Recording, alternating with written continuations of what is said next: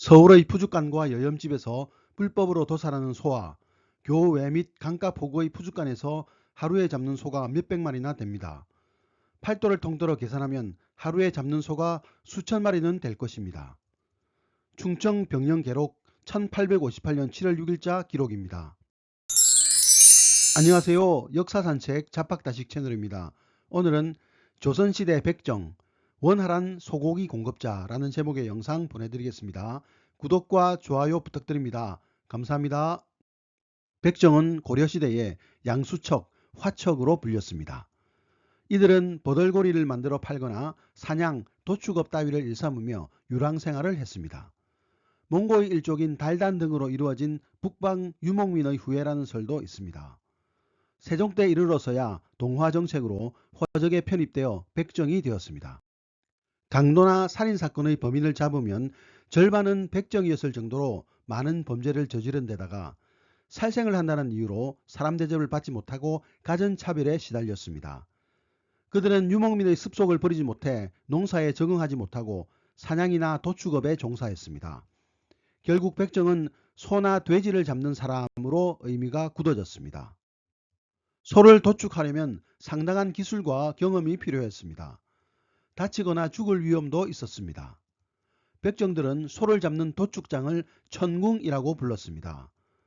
죄를 지어 땅으로 내려온 옥황상제의 자식을 하늘로 돌려보낸다고 믿었던 것입니다.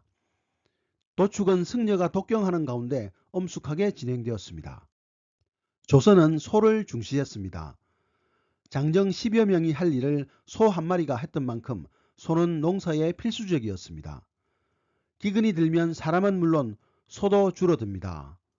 소가 부족해 농사를 망치는 악순환이 계속됩니다. 조정에서는 소를 잡아먹지 못하게 하는 강력한 우금 정책을 시행했습니다.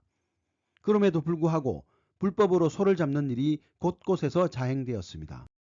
성균관 노비들이 살던 반촌과 서울 안 24곳 그리고 전국 300여 고을에는 관에서 인정한 푸주간이 있었습니다. 이곳에서 소를 잡아 고기를 팔 수 있는데 백정이 소속되어 일을 했습니다. 소를 잡으면 그 세금에 해당하는 현방속을 납부했습니다. 고기를 팔 때는 한성부나 관에서 허가하는 표식을 붙였고 이를 감찰하는 관원도 있었습니다. 사사로이 고기를 잡아 팔면 무거운 벌금을 징수했습니다. 정약용은 목민심서에서 농사에 쓸 소 500여 마리가 매일 전국에서 도살되니 씨가 마를 것이라 걱정했습니다. 1858년 충청 병영 계록에서는 국가에서 공인한 푸주간 외에 민가와 교외, 강가에서 하루에도 수천 마리가 도살된다고 했습니다.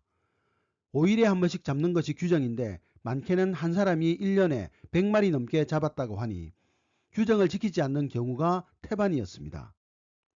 이렇게 소를 많이 잡는데도 씨가 마르지 않은 것은 조선 후기로 갈수록 사육두수가 급격히 늘어났기 때문입니다. 박제가도 북학의에서 소고기가 너무 흔하다고 문제 삼았습니다. 조선 초 3만여 마리에 불과했던 소가 18세기 후반에 100만 마리가 넘은 것으로 추정되며 이후에도 계속 늘어났습니다. 그러자 일반 백성들도 백정 일에 뛰어들기 시작했습니다. 소고기를 팔아 얻는 이익이 매우 컸기에 큰 부자가 된 사람도 많았습니다. 지방 수령과 하급 관리는 조살업자와 결탁해 고기를 얻었고 심지어 왕족이 백성을 동원해 몰래 소를 잡아 고기를 팔다가 발각되어 처벌받기도 했습니다. 19세기 중엽에는 공공연히 도살이 행해져도 수령들은 세금만 받아 챙기고 엄하게 금하지 않았습니다. 수령의 입장에서는 손해볼 것이 없었기 때문이었습니다. 백정의 종류도 여러 가지입니다. 뼈와 살을 발라내는 거골장, 가죽을 제거하는 거모장, 가죽으로 물건을 만드는 피장이 있었습니다. 1894년 가보개혁으로 백정은 사라졌으나 차별은 여전했습니다. 1923년에는 참다 못한 백정들이 차별을 없애달라는 형평운동을 일으켰습니다. 백정은 천시받았지만 그들 덕분에 조선 사람들은 마음 편히 소고기를 먹을 수 있었습니다.